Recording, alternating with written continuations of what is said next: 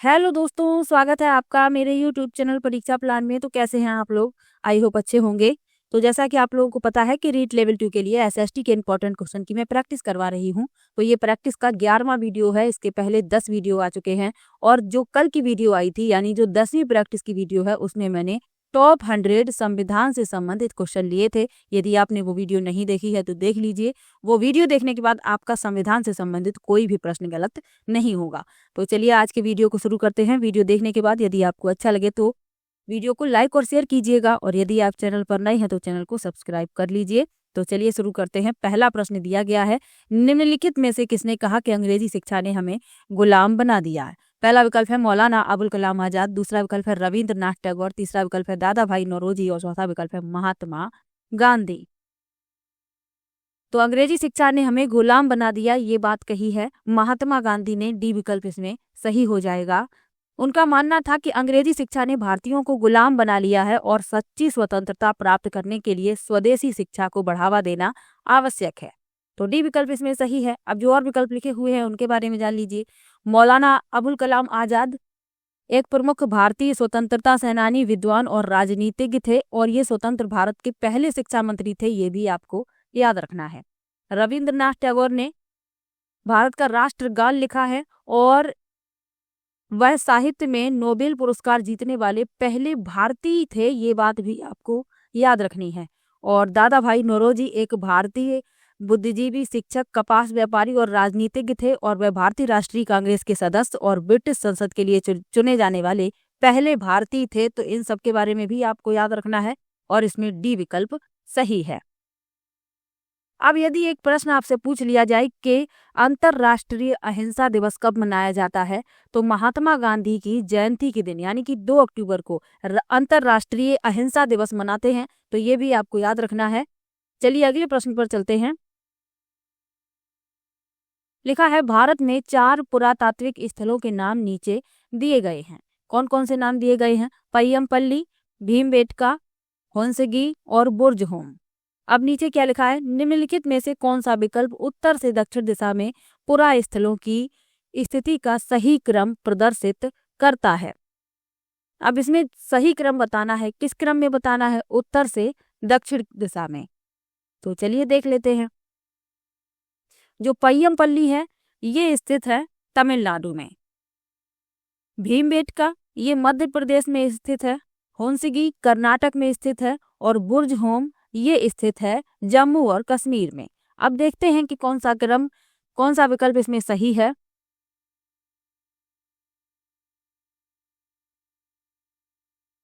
तो उत्तर से दक्षिण की तरफ बताना है तो सबसे पहले लिखेंगे बुर्ज-होम को, यानी कि इस क्रम से आएगा पहले बुर्ज-होम, उसके बाद आएगा भीमबेटका, उसके बाद आएगा हुंसगी और उसके बाद आएगा पय्यमपल्ली, यानी कि ये आएगा पहले, फिर आएगा भीमबेटका, फिर आएगा सी हुंसगी और फिर आएगा ए यानी कि पय्यमपल्ली।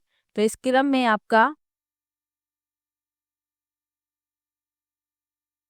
में आपका जो विकल्प सही है वह है चौथा विकल्प, डी बी सी ए। चौथा विकल्प इसमें सही है। ये पहले पे आएगा, एक बार फिर से देख लीजिए। उसके बाद भीमबेटका आएगा दूसरे पे, उत्तर से दक्षिण का क्रम बताना है। फिर हुंसगी आएगा तीसरे पे और पय्यमपल्ली आएगा चौथे पे। तो इस क्रम में आपका जो डी विकल्प है वही इस प्रश्न का उत्तर हो जाएगा। चलिए अगले प्रश्न पर चलते हैं। इनके बारे में थोड़ा थोड़ा और जान लीजिए।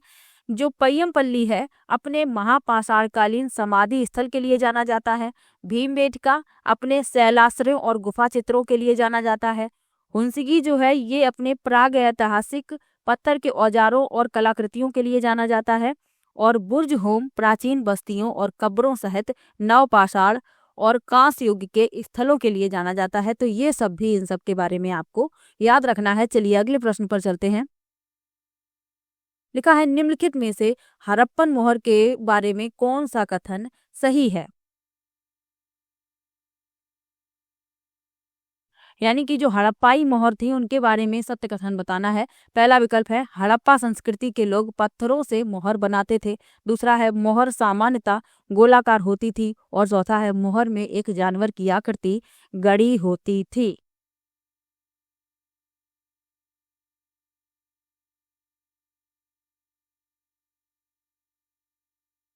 तो हड़प्पा मोहर के बारे में जो सत्य कथन है वह बताने हैं। तो हड़प्पा की मोहरें पत्थरों से बनाई जाती थी जो आमतौर पर चौकोर या आयताकार होती थी। तो पहला तो सही हो गया। बी में लिखा है कि मोहर सामान्यतः गोलाकार थी, ये गलत है क्योंकि आयताकार भी थी, तो इसीलिए भी गलत हो गया। और मोहर में एक जानवर की आकृति गड़ी होती थी, ये सही है। और जानवर गैंडा, भैंस, हाथी, बाघ या बैल हो सकता था।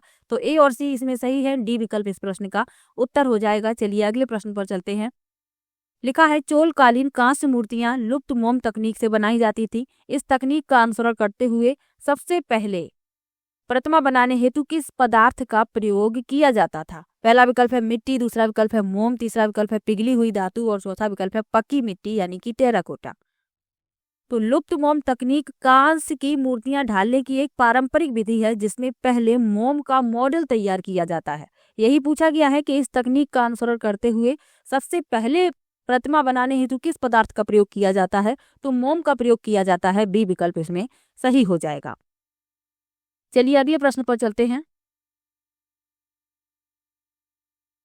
लिखा है आर्य समाज की स्थापना किसने की? पहला विकल्प है राजा राम मोहन राय, दूसरा विकल्प है बीरेश लिंगम पंतुलू, तीसरा विकल्प है स्वामी विवेकानंद और चौथा विकल्प है ईश्वर चंद्र विद्यासागर। तो आर्य समाज की स्थापना की स्वामी दयानंद सरस्वती ने। सी विकल्प इसमें आपका सही हो जाएगा। अब जो और विकल्प लिखे हुए हैं उनके बारे में जान लीजिए। जो राजा राम मोहन राय थे इन्होंने ब्रह्म समाज की स्थापना की थी। वीरेश लिंगम पंतलू ये एक समाज सुधारक थे जिन्होंने आंध्र प्रदेश के महिलाओं और निचली जातियों के लिए उत्थान का काम किया था। और ईश्वर चंद्र विद्यासागर ये बंगाल पुनर्जागरण में एक प्रमुख व्यक्ति थे और ये समाज सुधारक भी थे जिन्होंने महिलाओं की शिक्षा और विधवा पुनर्विवाह के लिए काम किया है। तो इन सब के बारे में भी जानकारी आवश्यक है और इसमें सी विकल्प सही है। चलिए अगले प्रश्न पर चलते हैं। लिखा है ज्योतिराव फुले ने अपनी किताब गुलामगिरी अमेरिका के लोगों को क्यों समर्पित की?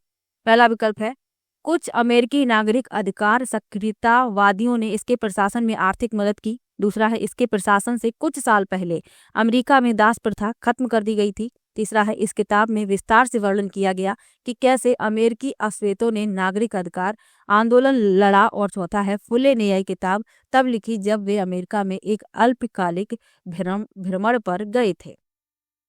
तो ज्योतिराव फुले की किताब आपको याद रखनी है गुलामगिरी। कई बार ये प्रश्न पूछा भी गया है। अब इसमें पूछा गया है कि इन्होंने अपनी ये पुस्तक अमेरिका के लोगों को क्यों समर्पित की? तो ये इन्होंने इसलिए समर्पित की क्योंकि इसके प्रकाशन से कुछ साल पहले अमेरिका में दास प्रथा खत्म कर दी गई थी। तो बी विकल्प इस प्रश्न का उत्तर हो जाएगा। क्योंकि यह जो पुस्तक है यह अमेरिका के गुलामी के उन्मूलन के लिए एक श्रद्धांजलि थी। तो ये भी आपको याद रखना है। और यह किताब भारत में जाति व्यवस्था और निचली जातियों पर होने वाले अत्याचार के बारे में है। तो ये भी आपको याद रखना है। बी विकल्प इसमें सही हो जाएगा। चलिए अगले प्रश्न पर चलते हैं। स्वतंत्रता मेरा जन्मसिद्ध अधिकार है और मैं इसे लेकर रहूंगा, यह नारा किसने बुलंद किया? पहला विकल्प है लाला लाजपत राय, दूसरा विकल्प है चित्तरंजन दास, तीसरा विकल्प है वल्लभ भाई पटेल और चौथा विकल्प है बाल गंगाधर तिलक। तो स्वतंत्रता मेरा जन्मसिद्ध अधिकार है और मैं इसे लेकर रहूंगा, यह नारा बुलंद किया बाल गंगाधर तिलक ने। डी विकल्प इसमें सही हो जाएगा। बाल गंगाधर तिलक जिन्हें लोकमान्य तिलक के नाम से भी जाना जाता है, भारतीय स्वतंत्रता आंदोलन में एक प्रमुख नेता थे। वह स्वराज या स्वशासन की वकालत के लिए जाने जाते थे। तो ये भी आपको याद रखना है। अब जो और विकल्प लिखे हुए हैं उनके बारे में जान लीजिए। लाला लाजपत राय पंजाब के शेर के रूप में इन्हें जाना जाता है और भारतीय स्वतंत्रता आंदोलन में ये प्रमुख नेता थे। चित्तरंजन दास तो ये एक वकील और राजनीतिज्ञ थे जिन्होंने भारतीय स्वतंत्रता आंदोलन में महत्वपूर्ण भूमिका निभाई है। और वल्लभ भाई पटेल जिन्हें भारत का लौह पुरुष कहा जाता है, ये भी भारतीय स्वतंत्रता आंदोलन में एक प्रमुख नेता थे। तो ये भी आपको याद रखना है। और उन्होंने आज़ादी के बाद रियासतों के भारत में एकीकरण में अहम भूमिका निभाई है। तो इनके बारे में भी आपको जानकारी आवश्यक है और इसमें डी विकल्प सही है। चलिए अगले प्रश्न पर चलते हैं। लिखा है शुरुआत में महात्मा गांधी नमक आंदोलन में महिलाओं की भागीदारी के पक्ष में नहीं थे। निम्न में से किसने उन्हें महिलाओं को आंदोलन में जुड़ने की स्वीकृति देने के लिए मनाया?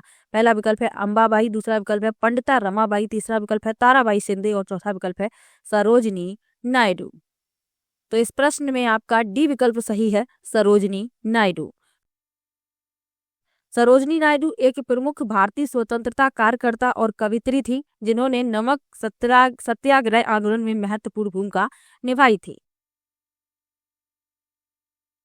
और शुरुआत में महिलाओं की सुरक्षा की चिंता का हवाला देते हुए महात्मा गांधी नमक सत्याग्रह आंदोलन में महिलाओं की भागीदारी का विरोध करते थे, लेकिन सरोजनी नायडू ने उन्हें आश्वस्त किया कि महिलाएं भी पुरुषों की तरह ही सक्षम हैं और उन्हें भाग लेने की अनुमति दी जानी चाहिए।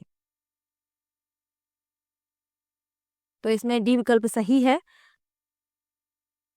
अब जो और विकल्प लिखे हुए हैं उनके बारे में जान लीजिए। जो अंबाबाई हैं, ये एक मराठी कवित्री और समाज सुधारक थी, और पंडिता रमाबाई एक समाज सुधारक और महिला अधिकार कार्यकर्ता थी, जिन्होंने भारत में महिलाओं और बच्चों के लिए कई स्कूलों और आश्रयों की स्थापना की। और ताराबाई शिंदे एक नारीवादी लेखिका और कार्यकर्ता थी। और ताराबाई शिंदे की एक पुस्तक है जो आपको याद रखनी है, स्त्री पुरुष तुलना, क्योंकि ये पुस्तक पूछी जा चुकी है, तो आपको याद रखना है और इस प्रश्न का डी विकल्प सही है। चलिए अगले प्रश्न पर चलते हैं। लिखा है, अगला प्रश्न है, निम्नलिखित में से कौन सा संयोजन सही सुमेलित नहीं है, यानी कि जो गलत है वह हमें बताना है। पहला विकल्प है लॉर्ड माउंटबेटन भारत का अंतिम ब्रिटिश वायसराय। दूसरा विकल्प है प्रत्यक्ष कार्रवाई दिवस, यानी कि सीधी कार्रवाई दिवस 16 अगस्त।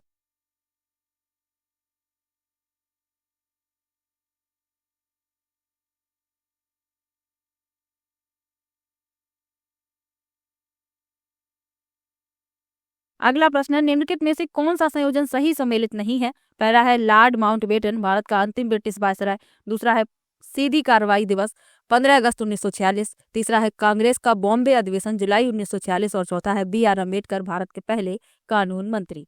जो सही सम्मिलित नहीं है वह हमें बताना है। तो पहला लिखा हुआ है लॉर्ड माउंटबेटन भारत का अंतिम ब्रिटिश वायसराय, ये सही है। दूसरा लिखा है सीधी कार्रवाई दिवस 15 अगस्त 1946, जो गलत है, क्योंकि प्रत्यक्ष कार्रवाई दिवस यानी सीधी कार्रवाई दिवस ये मनाया गया था 16 अगस्त 1946 को, और इसमें 15 अगस्त लिखा है, तो यही गलत है और गलत ही पूछा गया है। तो बी विकल्प इस प्रश्न का उत्तर हो जाएगा। बाकी सी भी सही लिखा हुआ है, डी भी सही लिखा हुआ है। हमसे गलत पूछा गया है, इसलिए बी विकल्प सही है। चलिए अगले प्रश्न पर चलते हैं। लिखा है, निम्नलिखित परतों में से वायुमंडल की कौन सी परत में उल्कापिंड जल जाते हैं। पहला विकल्प है समताप मंडल, दूसरा विकल्प है क्षोभ मंडल, तीसरा है बाह्य वायुमंडल और चौथा है मध्य मंडल। तो वायुमंडल की कौन सी परत में उल्कापिंड जल जाते हैं, तो मध्य मंडल में जल जाते हैं। डी विकल्प इसमें सही है। समताप मंडल में ओजोन परत पाई जाती है और समताप मंडल में ही हवाई जहाज उड़ाए जाते हैं, ये भी आपको याद रखना है। और सबसे निचली परत क्षोभ मंडल है, ये भी आपको याद रखना है। चलिए अगले प्रश्न पर चलते हैं। लिखा है, उष्ण कटिबंध क्षेत्र सबसे अधिक ऊष्मा क्यों प्राप्त करते हैं। पहला विकल्प है क्योंकि उष्ण कटिबंधीय क्षेत्र में कम से कम वर्ष में एक बार सूर्य ठीक सिर के ऊपर होता है। दूसरा है क्योंकि पृथ्वी झुकी हुई है। तीसरा है पृथ्वी के घूर्णन के कारण। और चौथा है पृथ्वी की परिक्रमा करने के कारण। तो उष्ण कटिबंधीय क्षेत्र सबसे अधिक ऊष्मा प्राप्त करते हैं क्योंकि उष्ण कटिबंधीय क्षेत्र में कम से कम वर्ष में एक बार सूर्य ठीक सिर के ऊपर होता है। ए विकल्प इसमें सही हो जाएगा। उष्ण कटिबंध कर्क रेखा और मकर रेखा के बीच स्थित है, जो सूर्य से अधिकतम गर्मी प्राप्त करता है। तो ये भी आपको याद रखना है। चलिए अगले प्रश्न पर चलते हैं। लिखा है, कौन से शहर स्वर्ण चतुर्भुजी मार्ग द्वारा जुड़े हैं। पहला विकल्प है दिल्ली, कांडला, चेन्नई, कोलकाता। दूसरा विकल्प है दिल्ली, मुंबई, चेन्नई, गुवाहाटी। तीसरा है दिल्ली, मुंबई, चेन्नई, कोलकाता। और चौथा है चंडीगढ़, कांडला, तूतीकोरला और गुवाहाटी।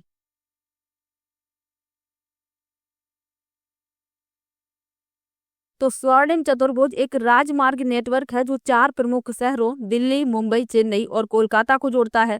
तो इसमें आपका जो तीसरा विकल्प है वह प्रश्न का उत्तर हो जाएगा।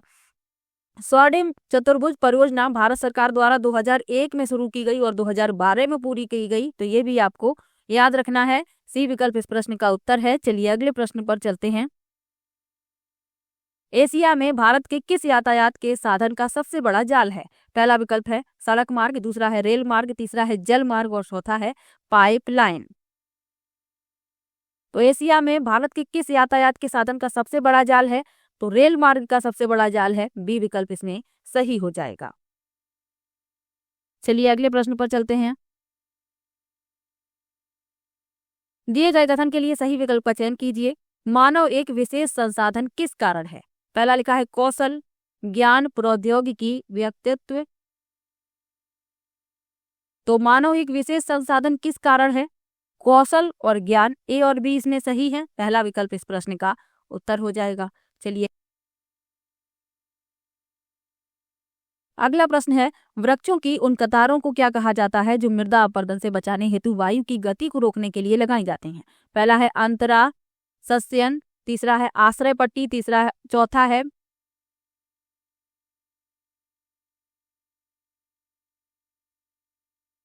अगला प्रश्न है, वृक्षों की उन कतारों को क्या कहा जाता है जो मृदा अपरदन से बचाने हेतु वायु की गति को रोकने के लिए लगाई जाती हैं? पहला है अंतरा सस्यन, तीसरा है आश्रय पट्टी, तीसरा है समोच्च रोपण और चौथा है पट्टीदार रोपण। तो वृक्षों की उन कतारों को क्या कहा जाता है जो मृदा अपरदन से बचाने हेतु वायु की गति को रोकने के लिए लगाई जाती हैं? तो उन्हें कहा जाता है शेल्टर बेल्ट्स, या आश्रय पट्टी, या रक्षक मेखला। तो इसमें बी विकल्प सही हो जाएगा। जो शेल्टर बेल्ट्स होती हैं यानी कि आश्रय पट्टी, पेड़ों की कतारें हैं जो मिट्टी को हवा की गति से होने वाले अपरदन से बचाने हेतु लगाई जाती हैं। इन्हें वायु रोधक या पवन पट्टी के रूप में भी जाना जाता है। इनके लाभ क्या हैं?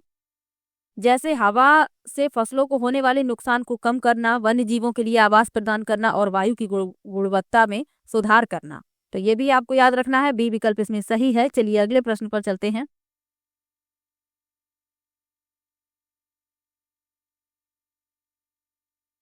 लिखा है, एक पीढ़ी से दूसरी पीढ़ी में हस्तांतरित मूल्यों, विश्वासों, विचारों व लक्षणों को कहते हैं? पहला लिखा है रिवाज या रूढ़ी, दूसरा है निर्जातीयता, तीसरा है संस्कृति और चौथा है आत्मसातीकरण। तो एक पीढ़ी से दूसरी पीढ़ी में हस्तांतरित मूल्यों, विश्वासों, विचारों और लक्षणों को संस्कृति कहते हैं। सी विकल्प इसमें सही है। चलिए अगले प्रश्न पर चलते हैं। लिखा है, एक प्रजातांत्रिक सरकार के लिए निम्न में से कौन सा कथन सही है?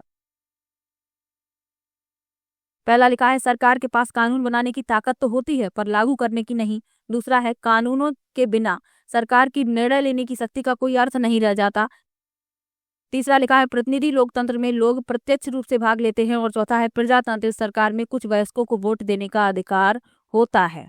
अब इसमें पूछा गया है, प्रजातांत्रिक सरकार के लिए कौन सा कथन सही है? तो कानूनों के बिना सरकार की निर्णय लेने की शक्ति का कोई अर्थ नहीं रह जाता, बी विकल्प इसमें सही है। लोकतांत्रिक सरकार के बारे में पूछा गया है, लोकतांत्रिक या प्रजातांत्रिक सरकार के बारे में सत्य कथन। तो दूसरा विकल्प इसमें सही हो जाएगा। चलिए अगले प्रश्न पर चलते हैं। भारत में अधिकांश कामकाजी महिलाएं निम्नलिखित में से किस क्षेत्र में कार्य करती हैं? पहला विकल्प है कृषि कार्य, दूसरा है चिकित्सकीय पेशे में, तीसरा है शिक्षण कार्य और चौथा है निजी कंपनियों में। तो भारत में अधिकांश कामकाजी महिलाएं कृषि कार्य करती हैं। ए विकल्प इसमें सही हो जाएगा। कृषि कार्य में विभिन्न गतिविधियां शामिल हैं, जैसे बुआई, रोपाई, निराई, कटाई और कटाई के बाद जो कार्य होते हैं, ये सभी कार्य महिलाओं द्वारा किए जाते हैं, पुरुष भी करते हैं। लेकिन इसमें पूछा गया है कि अधिकांश कामकाजी महिलाएं किस क्षेत्र में कार्य करती हैं? तो कृषि कार्य करती हैं। ए विकल्प इसमें सही हो जाएगा। चलिए अगले प्रश्न पर चलते हैं।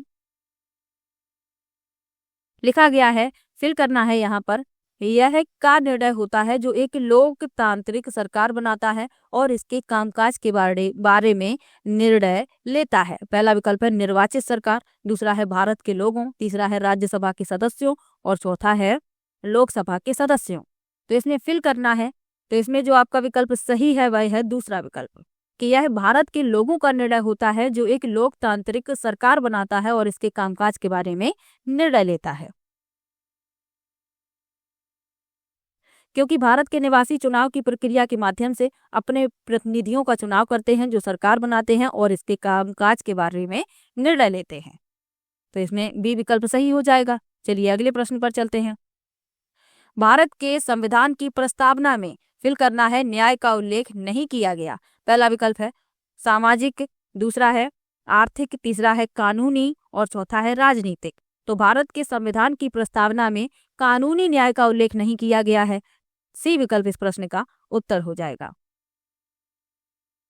प्रस्तावना में न्याय, स्वतंत्रता, समानता और बंधुत्व के आदर्शों का उल्लेख किया गया है, ये आपको याद रखना है।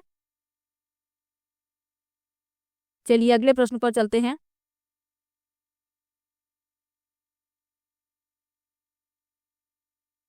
लिखा है, अगर पारसी समुदाय से ऋषद अपनी आस्था के शिक्षण के आधार पर एक शैक्षिक संस्थान खोलता है तो निम्नलिखित में से कौन सा प्रावधान उसे ऐसा करने के लिए सक्षम बनाता है? पहला विकल्प है धार्मिक स्वतंत्रता का अधिकार, दूसरा है समानता का अधिकार, तीसरा है सांस्कृतिक विकास और शिक्षा का अधिकार और चौथा है स्वतंत्रता का अधिकार। तो यदि पारसी समुदाय से ऋषद अपनी शिक्षण के आधार पर, अपनी आस्था के शिक्षण के आधार पर एक शैक्षिक संस्थान खोलता है तो पूछा गया है कौन सा प्रावधान उसे ऐसा करने के लिए सक्षम बनाता है? तो इसमें जो तीसरा विकल्प लिखा हुआ है सांस्कृतिक विकास और शिक्षा का अधिकार, सी विकल्प इसमें सही हो जाएगा। मौलिक अधिकारों की संख्या 6 है और 6 मौलिक अधिकार आपको याद भी रखने हैं क्योंकि घुमा फिराकर मौलिक अधिकार से प्रश्न पूछा जाता है। मौलिक अधिकार कौन कौन से हैं? पहला है समता का अधिकार, दूसरा है स्वतंत्रता का अधिकार, तीसरा है शोषण के विरुद्ध अधिकार, चौथा है धार्मिक स्वतंत्रता का अधिकार, पांचवा है सांस्कृतिक और शैक्षिक अधिकार और छठवां है संवैधानिक उपचारों का अधिकार। और इस प्रश्न का सी विकल्प सही है। चलिए अगले प्रश्न पर चलते हैं। लिखा है संविधान की व्याख्या का अधिकार मुख्य रूप से किसके पास है? पहला विकल्प है विधायिका, दूसरा विकल्प है कार्यपालिका, तीसरा है न्यायपालिका और चौथा है संसद। संविधान की व्याख्या का मुख्य रूप से जो अधिकार है वह प्राप्त है न्यायपालिका को, सी विकल्प इसमें सही हो जाएगा। चलिए अगले प्रश्न पर चलते हैं।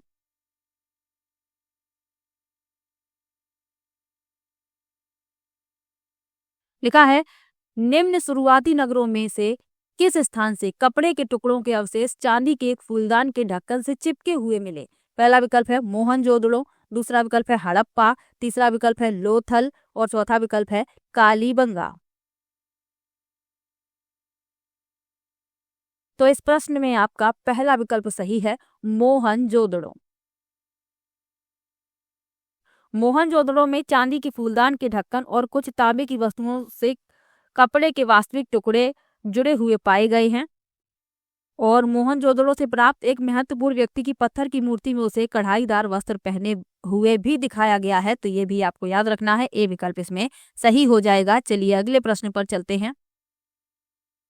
लिखा है आधुनिक भारत की लिपियां जैसे देवनागरी, बंगाली और तमिल का विकास फिल करना है लिपि से हुआ। पहला विकल्प है संस्कृत, दूसरा है प्राकृत, तीसरा है लैटिन और चौथा है ब्राह्मी। तो आधुनिक भारत की लिपियां जैसे देवनागरी, बंगाली और तमिल का विकास ब्राह्मी से हुआ है, डी विकल्प इसमें सही हो जाएगा। चलिए अगले प्रश्न पर चलते हैं। अगला प्रश्न है किस भाषा का एक रूप मागधी यानी कि मगही है? पहला विकल्प है पाली, दूसरा है प्राकृत, तीसरा है मैथिली और चौथा है ब्राह्मी। तो इसमें आपका बी विकल्प सही हो जाएगा प्राकृत। जो प्राकृत भाषा थी इसके कई रूप थे जिनका उपयोग देश के विभिन्न हिस्सों में किया जाता था, बी विकल्प इसमें सही है। चलिए अगले प्रश्न पर चलते हैं। लिखा है यूरोप में वोड के उत्पादकों ने किस भारतीय फसल को उसके प्रतिस्पर्धी के रूप में देखा? पहला विकल्प है कपास, दूसरा विकल्प है काली मिर्च, तीसरा है जूट और चौथा है नील। तो नील का पौधा मुख्यतः उष्ण कटिबंध में उगता है। 13वीं शताब्दी तक भारतीय नील का उपयोग इटली, फ्रांस और ब्रिटेन में वस्त्र निर्माताओं द्वारा कपड़ा रंगने के लिए किया जाता था, ये आपको याद रखना है। हालांकि भारतीय नील की थोड़ी मात्रा ही यूरोपीय बाजार तक पहुंचती थी और इसकी कीमत बहुत अधिक थी, इसलिए यूरोपीय वस्त्र निर्माताओं को बैंगनी और नीले रंग बनाने के लिए वोड नामक एक अन्य पौधे पर निर्भर रहना पड़ता था। तो इसीलिए यूरोप में वोड के उत्पादकों ने नील के पौधे को उसके प्रतिस्पर्धी के रूप में देखा, यानी नील की फसल को। तो डी विकल्प इसमें सही हो जाएगा। चलिए अगले प्रश्न पर चलते हैं। लिखा है अंग्रेजों द्वारा 1905 में बंगाल विभाजन का मुख्य कारण था। पहला विकल्प है बंगाल उस समय बहुत बड़ा प्रांत था, दूसरा है बंगाल के लोगों की यह मांग थी, तीसरा है प्रशासनिक सुविधा के लिए और चौथा है बंगाल के राष्ट्रवादियों के प्रभाव को कम करना तथा बंगाल के लोगों को विभाजित करने के लिए।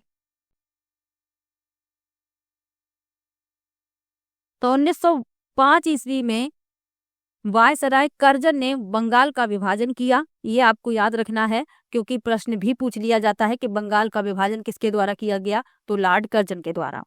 अब इसमें पूछा गया है कि बंगाल विभाजन का मुख्य कारण क्या था। तो बंगाल के राष्ट्रवादियों के प्रभाव को कम करना तथा बंगाल के लोगों को विभाजित करना। डी विकल्प इसमें सही हो जाएगा।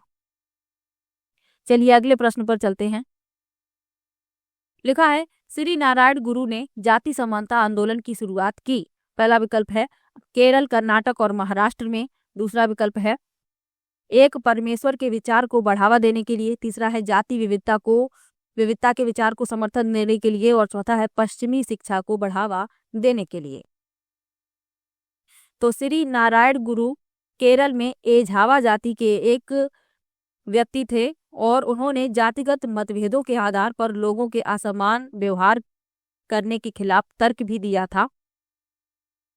और वो मानते थे कि समस्त मानव जाति एक ही है।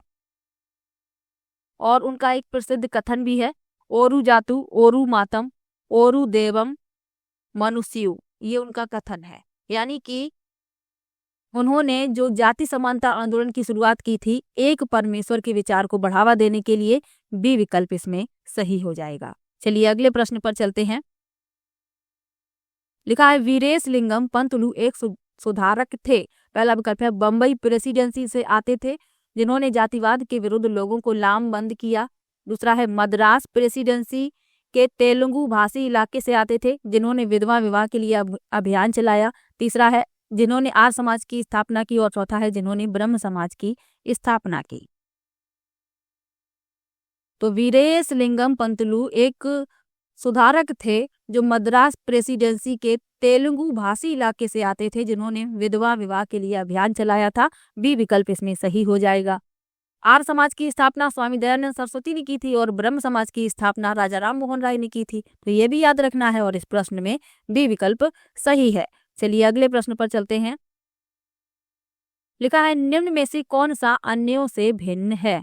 पहला विकल्प है सवाना। दूसरा है कंपोस्ट। तीसरा है लानोस और चौथा है प्रेरी।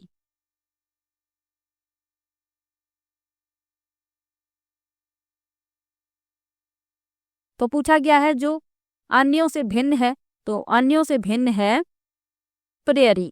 डी विकल्प इस प्रश्न का उत्तर हो जाएगा। प्रेरी मुख्यतः उत्तरी अमेरिका में पाए जाते हैं, विशेषकर संयुक्त राज्य अमेरिका और कनाडा के मध्य क्षेत्रों में। और जो सवाना है ये प्रकीर्ण वृक्षों के साथ उष्णकटिबंधीय या उपोष्णकटिबंधीय घास के मैदान हैं जो मुख्य रूप से अफ्रीका, दक्षिण अमेरिका, ऑस्ट्रेलिया और भारत में पाए जाते हैं।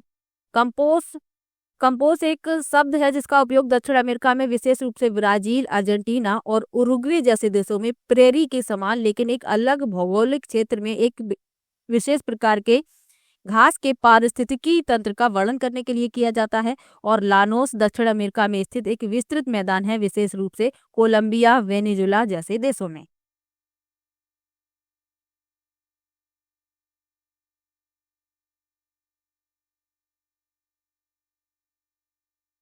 तो इसमें अन्यों से भिन्न पूछा गया था, तो डी इसमें इस प्रश्न का उत्तर है प्रेरी। तो आज की वीडियो में मैंने कुल 30 प्रश्न लिए हैं। किसी भी प्रश्न में आपको डाउट हो आप कमेंट बॉक्स में जरूर लिखिएगा। और अभी तक जितनी वीडियो आई हैं उन वीडियो के किसी भी प्रश्न में आपको डाउट हो तो आप कमेंट में जरूर लिखिएगा। मैं सभी का कमेंट पढ़ती हूँ, सभी को रिप्लाई भी देती हूँ। तो चलिए मिलते हैं नेक्स्ट वीडियो में, तब तक के लिए बाय बाय।